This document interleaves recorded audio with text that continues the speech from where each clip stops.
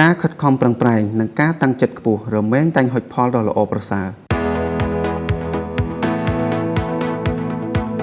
ខ្ញុំបាទទូសនវិចិត្របច្ចុប្បន្នមានតួនាទីជា Officer HR Outsourcing Service ខ្ញុំចូលធ្វើការដំបូងជាមួយ Apple ជា Driver និង Messenger ដោយមានការខិតខំប្រឹងប្រែងការលើកទឹកចិត្តជ្រោមជ្រែងពីថ្នាក់ដឹកនាំរៀមច្បង